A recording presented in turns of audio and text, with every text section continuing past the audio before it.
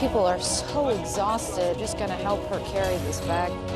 Scores of Taliban fighters, and just behind us, the U.S. Embassy. I'm the one who has to look them in the eye. Can I have your word? These people are depending on you. Now they're pressing in. They want desperately to tell their stories. I'm Matthew Chance in Kyiv, and this is CNN.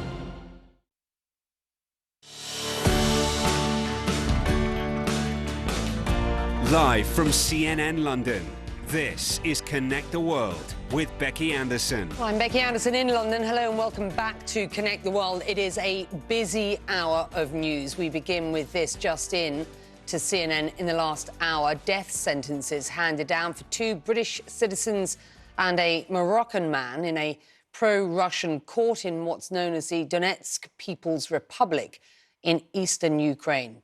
Russian media reporting that the 3 men are being accused of being mercenaries. We're also learning that Ukrainian fighters could be on the ropes in eastern Ukraine. President Volodymyr Zelensky says the fate of the entire Donbass region is being decided in Severodonetsk. This comes as local officials say Russia now controls most of that key eastern city. I want to bring in CNN's Salma Abdelaziz live for us from the Ukrainian capital. And let's start with what is breaking news here. What do we know about these 3 men sentenced to death? So let's just start with who they are. 28-year-old Aden Aslan, a British national, 48-year-old Sean Pinner, also a British national, and Ibrahim Saidan, a Moroccan national. All 3 men claim that they were members of the Ukrainian armed forces, and they say they should be protected, of course, as prisoners of war under the Geneva Conventions. Now, the Donetsk People's Republic, this independent, separatist breakaway state that is only recognized by Russia and not recognized by the international community, has accused these men of being mercenaries, of planning acts of terrorism. Now, the story in particular of Aden Aslan and Sean Pinner has been splashed across the UK media now for months. Aden Aslan's family has accused Russian forces of beating him, of violating Geneva Conventions, of torturing him. There was video released weeks after they were captured, and these 3 men, just to clarify, were captured in Mariupol in April, where they were fighting alongside Ukrainian armed forces. That's according to British officials, according to their families. They were captured in April, fighting alongside Ukrainian armed forces.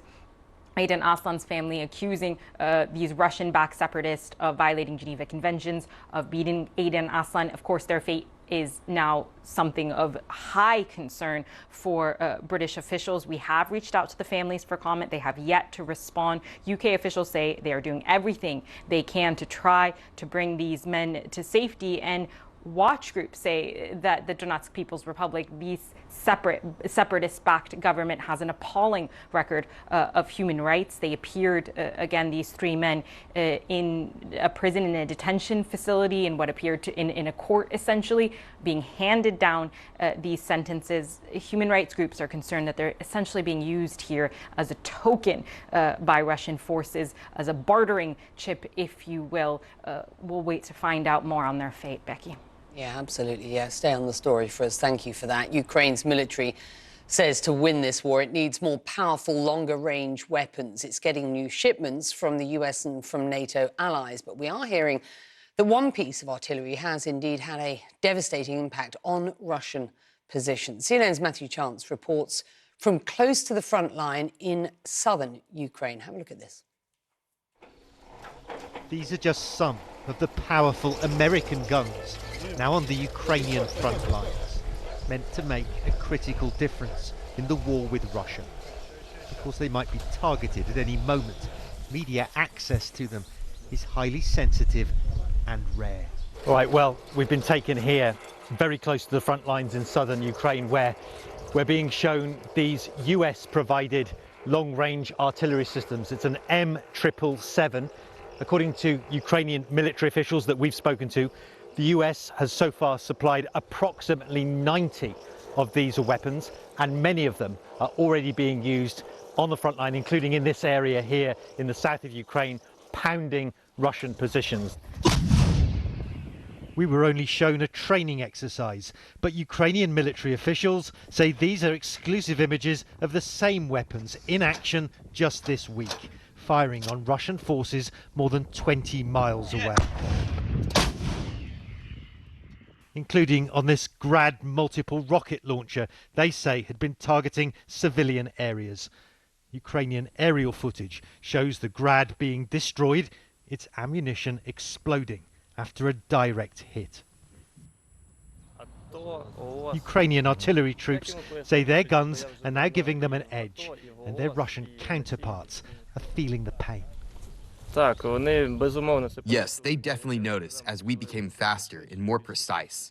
They are not able to keep up with us as they are operating old Soviet guns, which are heavier, less precise, slower, and difficult to use. These guns are objectively the best in the world, and when we started using them, our efficiency rose tremendously. It's giving the Ukrainian military an advantage, they say, on the battlefield, because these weapons are much lighter, much more accurate than they've used before, much more mobile as well. And it's giving them the edge, they say, to try and help them push back Russian forces all along this region. But of course, the complaint, if you can call it a complaint, is that they want more of this. They want more weapons like this, and they want even longer range rocket systems, which have already been promised, of course, by the United States, to push back the Russians even further. And Ukrainian authorities are likely to need more guns still to hold them back.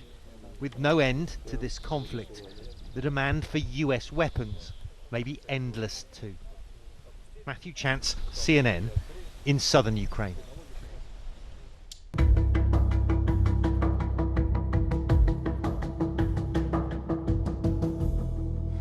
On day 106 of this war, another big number is emerging, 47 million.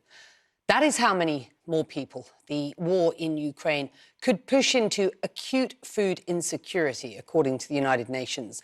Now, that comes on top of 276 million people the World Food Programme estimates were already facing acute hunger before this war began. And this is important because, according to Ukraine's president, it's not just the war itself that is causing this food crisis. President Zelensky is accusing Russia of stealing Ukraine's grain, which much of the world depends on, of course. And you can see the numbers here on your screen. Russia has vehemently denied those accusations, and a Russian-backed leader in Ukraine says the first rail cars carrying Ukrainian grain from the occupied city of Melitopol left for Crimea. He says he hopes the grain finds its way to Turkey and to the Middle East. Well, my next guest says, and I quote, "This war has no winner. The impact of the war in Ukraine across the region and the world is far-reaching. Food insecurity is set to become even more worrying, with 1.7 billion people at risk of increased poverty due to this crisis." Amin Awad, the UN Crisis Coordinator for Ukraine, joins me now live from the capital, Kyiv. There are a number of big numbers here. You're on the ground. Is there evidence, have you seen evidence, that Russia is stealing Ukrainian grain? Well, we get this information from open sources. We do not have a mechanism to really verify this. We're not in these areas where this incident may have happened. But I think the picture is bigger than the 400,000 to 500,000 that I've heard. What we have at stake here is 20 million tons of Ukrainian food, that's grain, that need to be exported. This country produces up to 80 million tons of grain a year. Between last year and until February, 40 to 50 million tons have been transported. Now we have 20 million tons that have to be transported to really continue feeding the world and the 20-something countries that depend on Ukrainian grain. And that 20 million tons of Ukrainian grain sitting in silos waiting to be exported, and as you rightly pointed out, that puts that staying where it is puts not just Ukrainians but the rest of the world in a really difficult position as far as food security is concerned. Russia has said that the first rail cars carrying some of that Ukrainian grain from the occupied city of Melitopol has left for Crimea. And they say that's in the hopes of reaching Turkey and the Middle East. Again, let's just drill down on what we know at this point. Is that something that you can confirm, that 500,000 tons of grain is actually on the move? Well, that's what I hear in the news. I do not have a mechanism really to confirm this, but what I can tell you is that's a drop in the ocean, if you look at that. Also from here, from this side, Ukraine started to export grain through Poland and other countries, trying to reach the Black Sea or the Baltic Sea to export. But that is 10% of what they will really export every year. This country needs 100 ships to transport a month, 100 ships a month to transport 5 million tons a month through it is 7 ports in the Black Sea. That's what happened traditionally. And that need to continue, that need to resume. Now the negotiation is between Russia and Ukraine by the UN and with Turkey also being also a mediator and an observer in all of this. So we really hope that this deal concludes very quickly. And the food is not, the war in Ukraine did not only aggravate the food crisis, it aggravated also an energy crisis, financial crisis, and a supply chain crisis. All, if you combine all of those, we really have a disaster in the making, and this needs to be really sorted out as soon as possible. And it does not only depends on there are convergence here. It's not only the Ukrainian grain. Also, Russia should export it is food and it is fertilizer. That's another shortage that the world is facing, fertilizers. So the world is not in a good place when you look at finances, when you look at inflation, between 9% to 13%, shortage of food, no fertilizers. What's going to happen between now and the end of the year, and what's going to happen even next year? Yeah. So this is really the efforts of everybody, and this issue ought to be depoliticized, and space should be given to the United Nations initiative by the Secretary General and other entities that are involved in this, for this really to go forward as soon as possible. There is no time to waste, really, and winter is around the corner. The accusation is that Russia is using food as a weapon of war. That is a serious accusation. Do you agree with that assessment? Well, you see the accusation and counter-accusation at a time where we're trying to come up with a very pragmatic solutions, for the real issues that the world is facing. I cannot really comment on each side, posture as far as all of this. But I know that the world have agreed, including Russia on the one hand and the rest, that there ought to be a solution to the food crisis and the fertilizer crisis, so that we do not have a serious problem in the world today. So I hope that really happens, and I want to concentrate really and focus on the issues before us with a view to really find solutions, practical solutions, operational ones, so that we can see the ships coming back to the Black Sea and sailing away with millions of tons of Ukrainian food. Russian food. I understand that I know that you could answer that question with an assessment. I understand that you don't want to at this point. But let's then discuss what you believe can or should happen next. 47 million more people could become acutely food insecure from this war. That's on top of more than 250 million who were already food insecure before this war. Those numbers are absolutely horrific. What is your plan, the UN's plan, to fix this?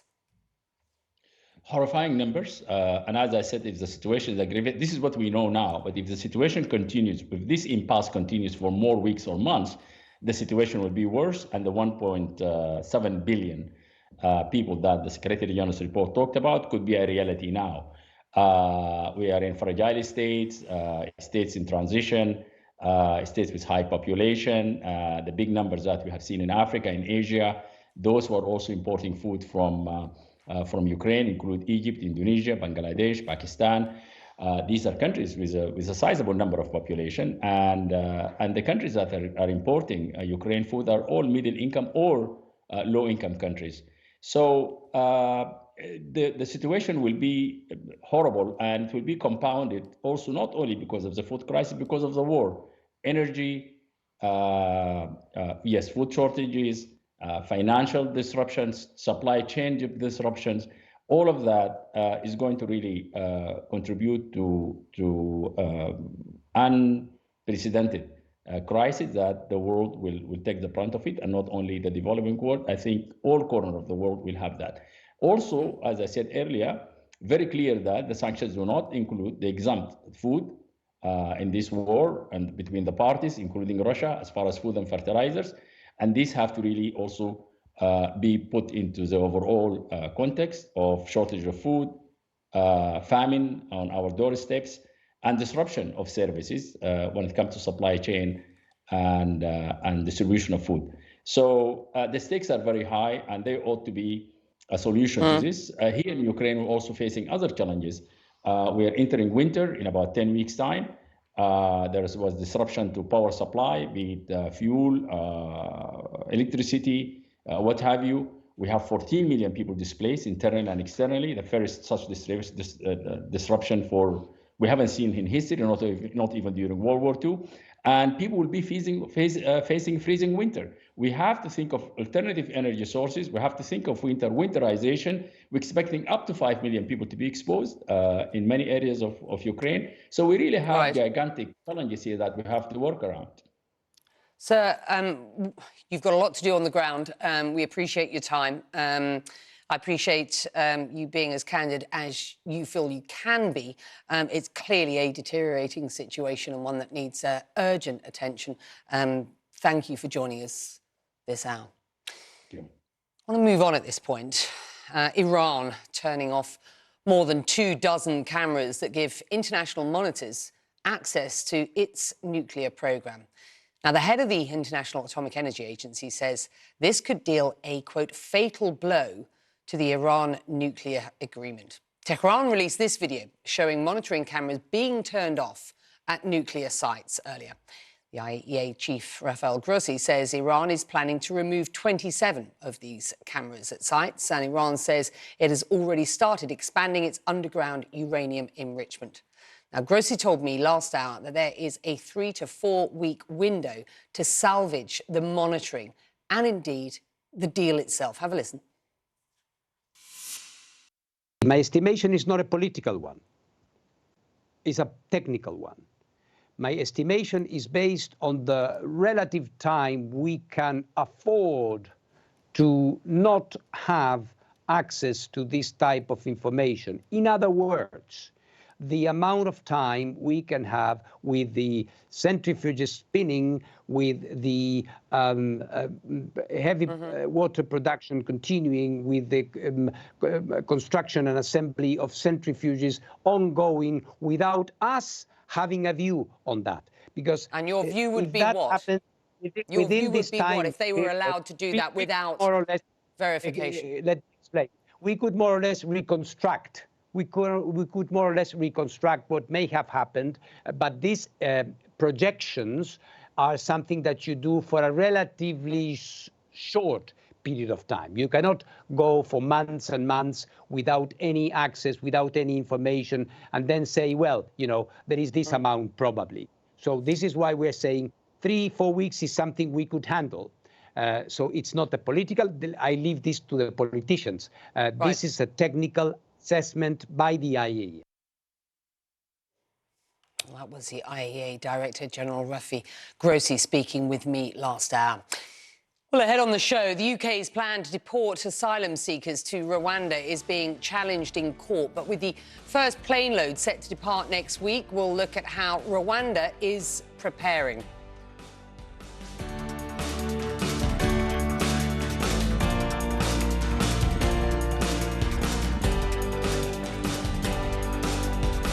On Culinary Journeys, meet Japan's Natsuko Shoji, a chef earning rave reviews.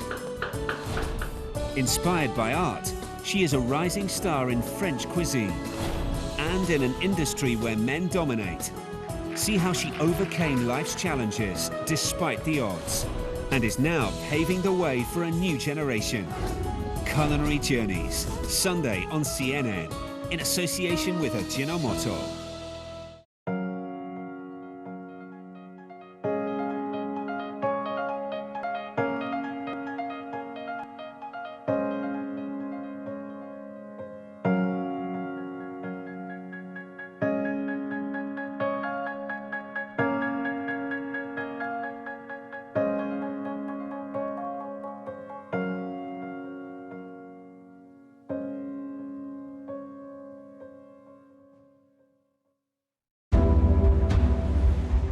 Our mission here at CNN and journalists, the news comes first.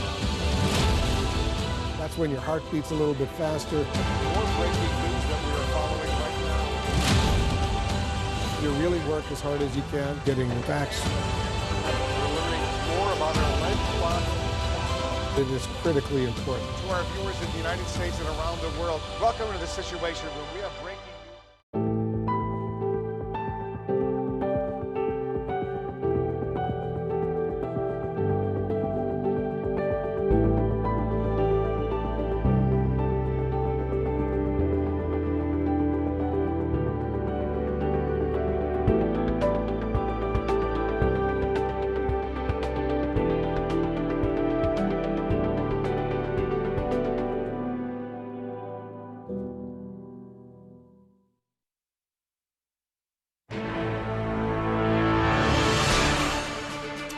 Update now on a major development from the world of golf. The PGA Tour has suspended golfers taking part in the new Saudi-backed LIV tournament, as it's known. This first ever LIV golf event kicked off near London just a short time ago, and it involved some of the biggest names in golf. Alex Thomas joining me now live from St Albans, England. We have heard in the past hour that the PGA has suspended a number of golfers. These are really high-profile characters. What more do we know? Just how significant is this? Hugely significant, Becky. You know, at some stage, organisers of this new LIV Golf Series will want us to start talking about the golf. But that day is not today, after the men's professional game broke out into all-out civil war of words. We knew that in advance of this launch, the PGA Tour had not granted permission for players to come and play in it. They certainly are directing their ire at the billions of dollars of Saudi Arabian money that is backing this project. And that's why in this 9-paragraph, 2-page memo from the PGA Tour Commissioner Jay Monahan to his current players, the ones that have stayed loyal to the PGA Tour, there was one clear focus. Let me read you a bit of this very long, waffly memo that's full of simmering rage. It says, "I'm certain our fans and partners who are surely tired of all this talk of money, money and more money will continue to be entertained and compelled by the world-class competition you display each and every week." The top line of the memo was that all the players that have jumped ship will be banned from all PGA Tour competitions, even the ones that quit their membership before playing here. The LIV Golf response was swift and just as vitriolic. They said today's announcement by the PGA Tour is vindictive and it deepens the divide between the Tour and its members. It's troubling that the Tour, an organisation dedicated to creating opportunities for golfers to play the game, is the entity blocking golfers from playing. This certainly is not the last word on this topic. The era of free agency is beginning as we are proud to have a full field of players joining us in London and beyond. There's no doubt from that final paragraph and sentence, Becky, this is heading for the courts. Alex Thomas is, well, he's at the event, and as he says, I mean, the event itself would like to start talking about golf as soon as these golfers teed off on the first day, though. This from the PGA. Thank you. Well, campaigners in the UK are launching a court bid to block the government's plans to send asylum seekers to Rwanda.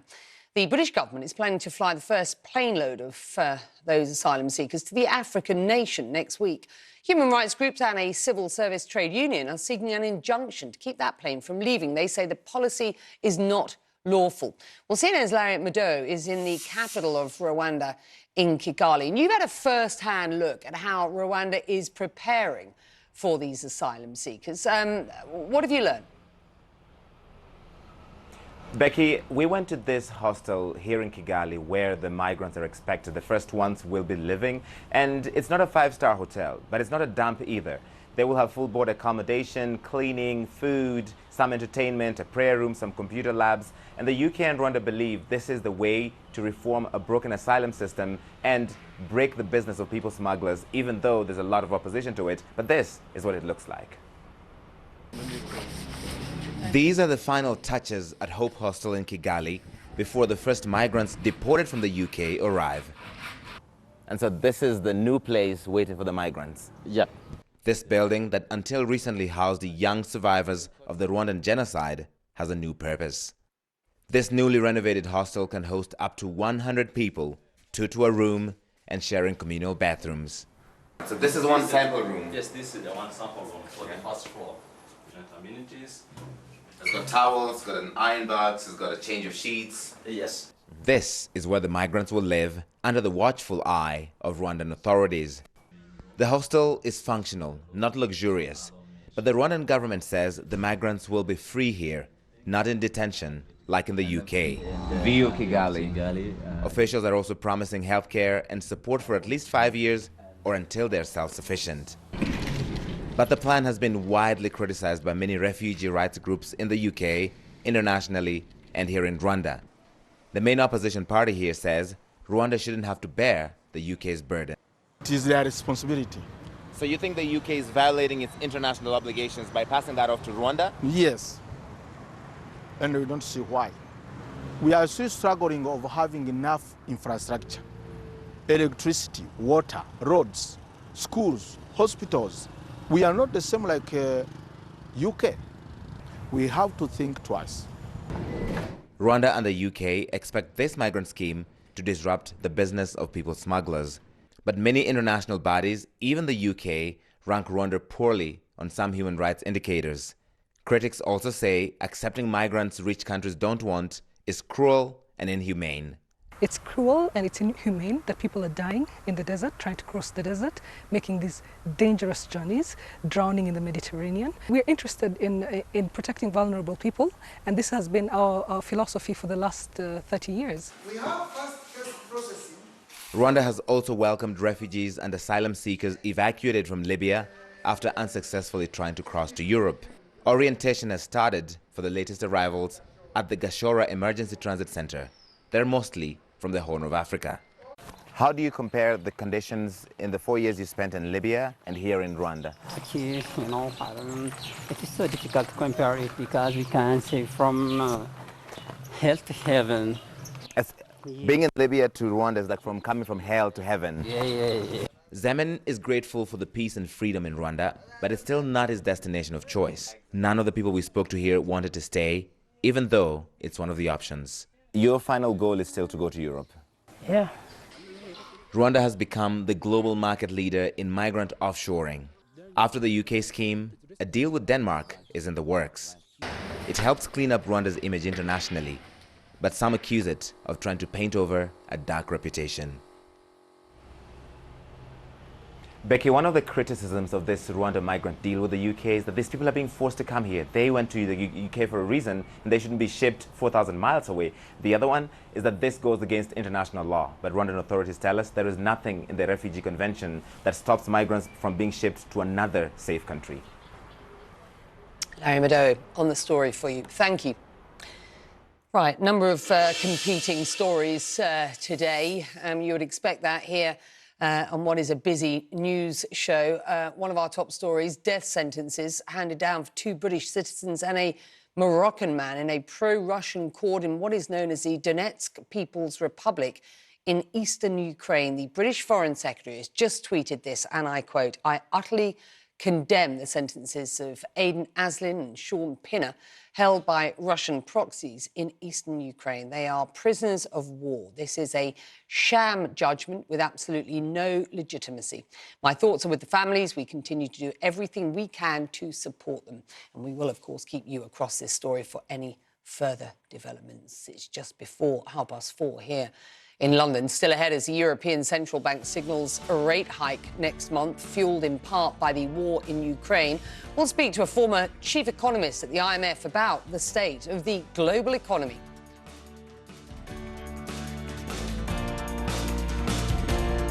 Egypt is transitioning towards a sustainable, circular economy. Through the opening of the Gabal Al Asfar wastewater treatment plant, it is using treated water to irrigate agricultural land and is producing organic fertilizers.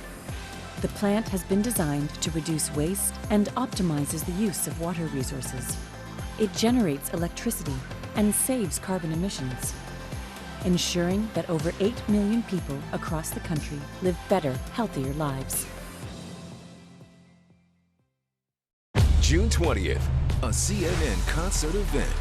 Let's celebrate, educate, and lift every voice. Juneteenth, a global celebration for freedom. Live from the Hollywood Bowl, only on CNN. Coronavirus. To get daily news updates in your inbox, sign up for the CNN newsletter. Coronavirus. Fact versus fiction.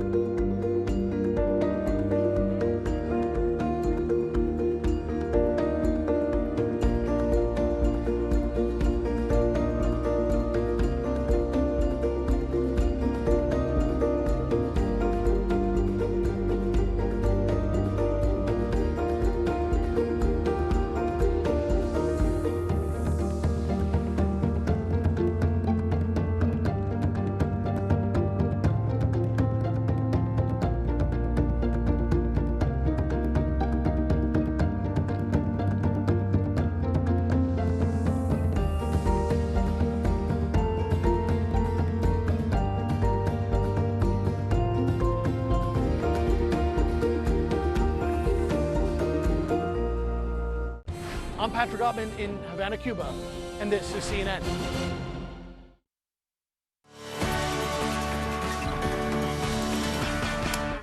For the first time in more than a decade, the European Central Bank plans to hike interest rates. The ECB says it will likely raise rates by 0.25 percentage point next month to rein in soaring inflation. It also announced significant cuts to its growth forecast, sparked by the war in Ukraine. Russia's unjustified aggression towards Ukraine continues to weigh on the economy in Europe and beyond. It is disrupting trade, is leading to shortages of materials, and is contributing to high energy and commodity prices. These factors will continue to weigh on confidence and dampen growth, especially in the near term. Well, that war affecting economic progress worldwide, and the World Bank warns things are going to get worse before they get better.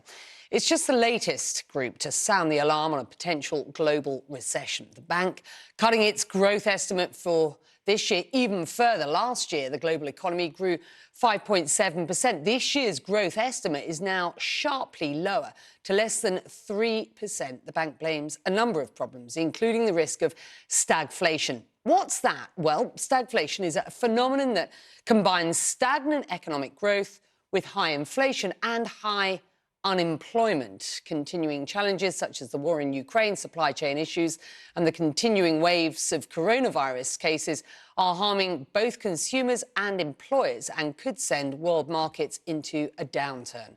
The World Bank president cautions it could be the worst slowdown in years. The sharpness of the slowdown is really concerning. We think it's the biggest slowdown of the global economy in 80 years. I think many countries will see a recession in this cycle. Well, those are ominous words, aren't they? The Organisation for Economic Cooperation and Development, that's the OECD, also slashing its growth forecast. Its prediction very close to the World Bank's. The OECD's 2022 forecast fell from 4.5% to 3%, with a similar pace expected next year. The organisation says, and I quote, the world is set to see or pay a hefty price for Russia's war against Ukraine. Its Secretary General appeared on CNN yesterday and explained that price. Earlier this year, economic growth was returning to normal. I mean, the recovery from COVID had been relatively strong and rapid. Yes, it was uneven, and there were also still some downside risks remaining with the pandemic. But, the Russian war of aggression against Ukraine is causing a significant supply shock. It is having a significant negative effect on growth, and it is pushing up inflation higher and for longer. Energy prices, one of the major issues dragging the global economy lower. They are, of course, pointing higher too. Well, financial giant Goldman Sachs predicting Brent crude will average $140 a barrel over the next 3 months, up from $120 now. The war in Ukraine has prompted many countries to stop buying Russian oil, meaning less of it's on the market, which pushes up prices. Oil industry experts also point to low reserves and low output, even though OPEC is promising a modest bump in production. Well, Goldman Sachs says that'll be the story until the last quarter of 2022.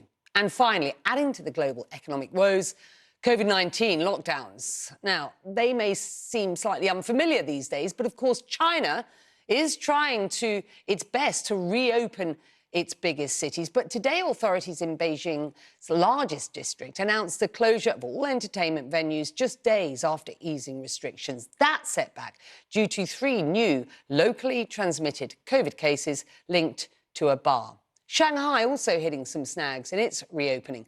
Residents there facing new targeted lockdowns after a small outbreak at a hair salon. The struggle ongoing in China to get money flowing again. And to a certain extent, what happens in China these days has such an impact on the global economy. It used to be that, when America sneezed, everybody else caught a cold. But when you consider that the Chinese economy has been, closed effectively for some time, that has a massive impact on what happens elsewhere. The difficulties we've spoken about affecting people in every corner of the globe and causing civil strife. On this show, we've looked at Italy, at China, the United States, many more, connecting them all, the war in Ukraine, rising inflation, COVID-19 and energy prices. If anyone can sort all of this out, it's Maurice Obstfeld. He's the former chief economist at the International Monetary Fund, and he joins us now from Berkeley in California. I honestly didn't expect, if you had asked me this time last year, that we would be considering the sort of issues that you and I will be discussing today. First, let's start with action that is being taken. The ECB hiking interest rates for the first time in more than a decade. How significant is this, sir? It's usually significant. The ECB has had negative interest rates for 8 years. The struggle for much of that time has been to get inflation to target and to support growth. And now they're facing a perfect storm kind of situation in which there are strong contractionary forces coming from higher energy prices, from the uncertainty surrounding the war, from food prices. Yet with inflation having risen even before this and now rising more sharply, the ECB is forced to worry about those inflationary expectations becoming entrenched and perhaps requiring a much bigger recession later on to tame them. So now they're raising interest rates in the face of contractionary forces, and there will be a slowdown, possibly a recession in the Eurozone as a result. We have heard from the World Bank president. He has said we are facing the worst global slowdown possibly in 80 years. Do you agree with his assessment? Well, I think that's a little hyperbolic. We've had some pretty massive global slowdowns in the past. For example, in the early 1980s, as the Fed stepped on the monetary brakes and created a situation of higher global interest rates that indeed helped cause the debt crisis, a lost decade. of the 1980s in many developing countries. But the situation now is somewhat analogous to what we were facing then, especially because many countries in the developing world have higher debt levels than before COVID and are therefore more vulnerable. We've talked about how the war in Ukraine is just exacerbating what was already a very difficult situation. And when I say a very difficult economy, you know, to a certain extent, it was, you know, there were differences between the global south and the global north. But this war in Ukraine, it feels like this is the most globally interconnected issue right now. Is it? Well, indeed, it is worsening trends that were in place even before the war, namely higher energy prices, higher food prices, which were already threatening slowdowns and social instability in poorer countries, and it magnifies them. This is such a regressive shock in the sense that higher energy prices, higher food prices affect the poor most strongly, and that's what raises this risk of social instability in poorer countries. Let's talk about what can be done. It does seem extraordinary that, you know, time and again, I'm hearing from central bankers, you know, people in charge of monetary policy who say they are helpless at this point. You know, this is sort of them facing the unknown. They are employed to, you know, understand where the levers can be turned in order to ensure that the rest of us can cope, you know, on our daily lives. Do you feel that those in charge of policy around the world, and I'm thinking about central bankers specifically here, are equipped to do their jobs at present? And I have to say, I mean, you worked at the IMF for 4 years. Does the IMF, the World Bank, the OECD, are these organizations fit for purpose at this point, given what we are facing?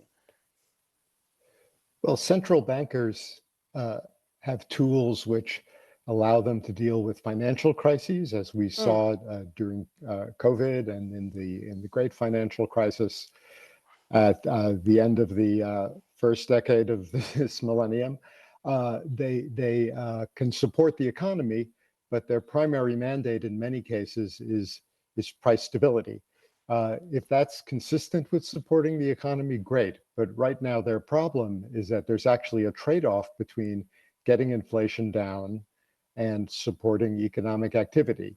As the ECB raises rates, for example, that will have a contractionary effect in a situation where we already have uncertainty and high energy and food prices weighing on economic growth. But it's not that central banks are not fit for purpose. It's that you need a range of other policy tools to deal with this. For example, fiscal policy. Governments need to step in to offset the effect of some of these shocks on the most vulnerable in the economy. Trade policy. Trade ministers will be meeting in Geneva next week. About 24 countries have imposed some form of export restriction on food products, which only serves to raise global prices further, India among them. So if countries could agree to forswear such measures, that would help a lot.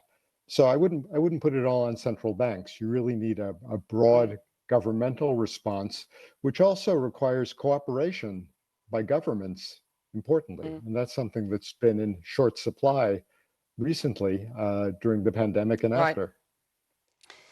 Listen, this isn't a story that is, this is a story that isn't going away.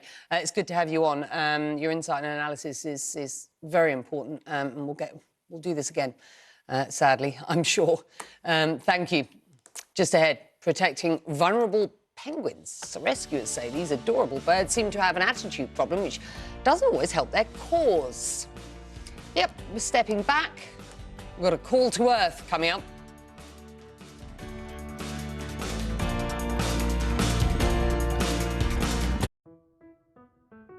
Islamic art, particularly geometry, is utterly fascinating to me. It's so old, but yet so complex.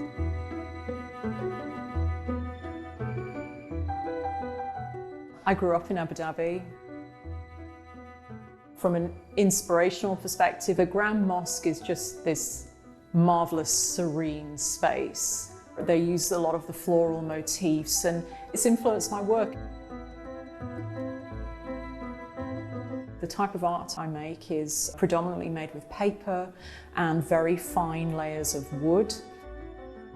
So it's the structures, the patterns, the level of detail. When you repeat and you create symmetry, it becomes really beautiful. It's always about like this journey of discovery of like, well, what could I do with that and what's possible? This is CNN. More people get their news from CNN than any other news source. To open doors and to unlock secrets, it takes trust. This was the Duchess's first news interview. Trust that you'll be accurate and you'll be fair. It was an unprecedented move. Very eerie. All the roads have been closed off. The Apache attack helicopter. This is what Captain Wales has been flying. Do you want talks with them? Huge amounts of police support. Rare access indeed. That's what it's all about. Max Foster, CNN. Heard it all before? But have you heard it like this? The ultimate disruptor looks set to shake up our world. What's really going on? Fast-paced news, in-depth reports, and fact checks from the perspective of The Global Brief with Bianca Nobilo. Tonight on CNN. Call to Earth, in partnership with Rolex and their Perpetual Planet Initiative.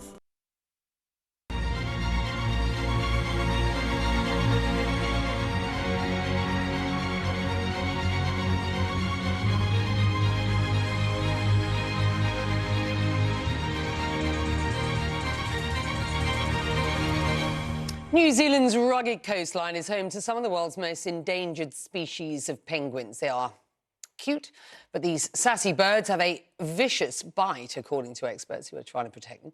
CNN's Christy Lou-Stout takes a look at the team treating these adorable but threatened animals.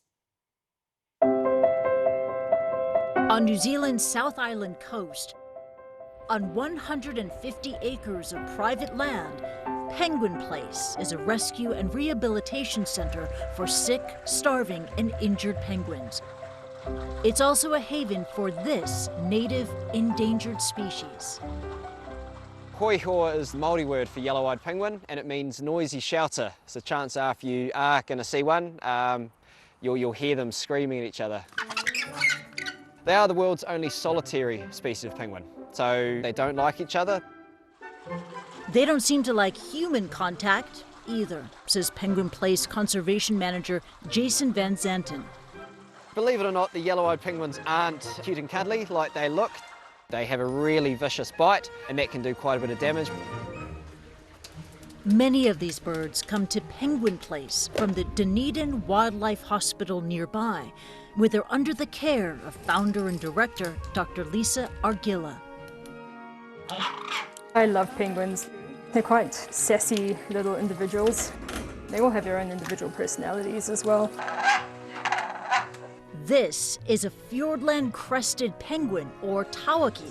It's one of New Zealand's rarest mainland penguin species. A lot of our New Zealand penguins are in such strife, reaching sort of levels of being endangered. Just trying to save these guys as best we can to stop them becoming extinct. Yeah, you feel better? Dr. Argilla and her team treat up to 50 penguins here per season. Most of the injuries we see are actually predator related. So this guy has got what we would be consistent with the nasty gash wounds all over the feet from a barracuda. I guess climate change is definitely having an impact on the temperatures of the ocean and what fish are around and where they're dispersing, so that could be why we're seeing more injuries. At Penguin Place, these young birds are feeling the effects of climate change, unable to find enough food in the ocean due to rising sea temperatures, as well as fishing practices, Van Zanten says. Around 80% come in underweight and need fattening up. These birds have been declining a lot recently. In the last 10 or so years, we've lost about 3/4 or 75% of the population. So that's a lot really, really quickly. Humans also have a big part to play. A lot of our public beaches, unfortunately, do have a lot of foot traffic on it, and we cause a lot of disturbance for these birds. Private reserves like this are really important for the species ongoing. The work we're doing is absolutely critical for these guys and their survival here on the mainland. So 95% of the birds that come into us are successfully released back out into the wild. For Van Zenten's birds, things are looking up. But for the full recovery of these penguin species, it's baby steps. Yeah, whoops, you can do it. Penguins are like sentinel species for the ocean. They're the ones that are going to be affected by climate change first and the most. They're screaming at us to say that the climate is a disaster. So now we've just got to hope that the human race can listen to them, because we don't want to lose these guys. Let us know what you are doing to answer the call. Hashtag Call to Earth is how you can do that. We will be right back after this short break.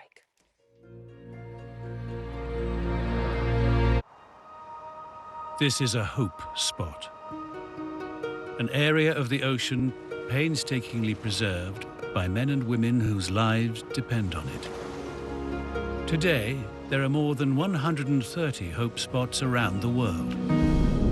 Thanks to Mission Blue, the organization founded by explorer and marine biologist Sylvia Earle, they are multiplying.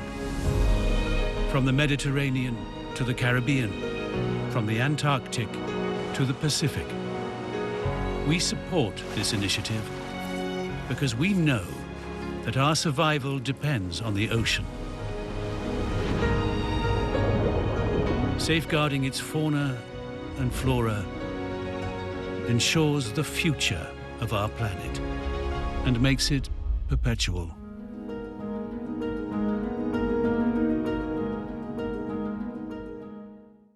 On Culinary Journeys, meet Japan's Natsuko Shoji, a chef earning rave reviews. Inspired by art, she is a rising star in French cuisine and in an industry where men dominate. See how she overcame life's challenges despite the odds and is now paving the way for a new generation. Culinary Journeys, Sunday on CNN, in association with Ajinomoto. Well, after 11 months of secretive work and hundreds of depositions, today we're going to get the first details of the findings from what is a special committee investigating the January 6th attack on the US Capitol. The American public, and indeed the rest of the world, can tune in to watch as that panel begins to lay out its case on primetime TV. Now, it plans to use this first of at least 6 hearings to make the case that former President Donald Trump was at the centre of a coordinated, multi-step effort to overturn Joe Biden's 2020 election win.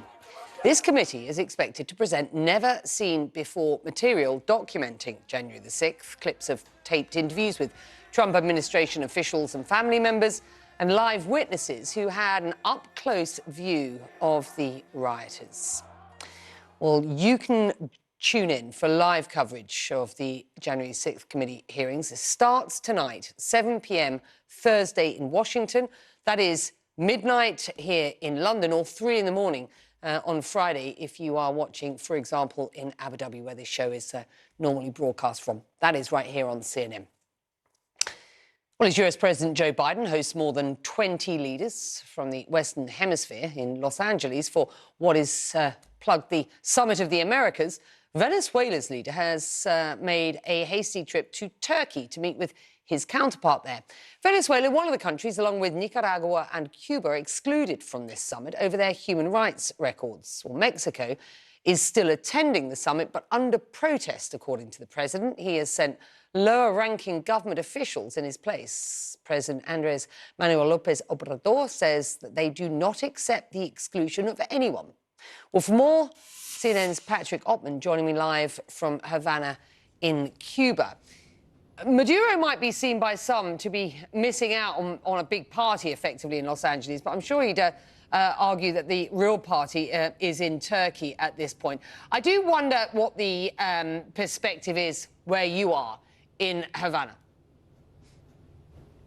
Well, you know, Becky, as some of us remember from high school all too well, when you're not invited to the big party, you say you already had other plans, and that appears to be what is happening with Nicolas Maduro showing up unexpectedly in Turkey.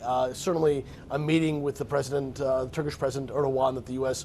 Would love to have more would love to have more details about, because they have a very interesting history with Turkey buying Venezuelan gold, with Venezuelan oil being on oil.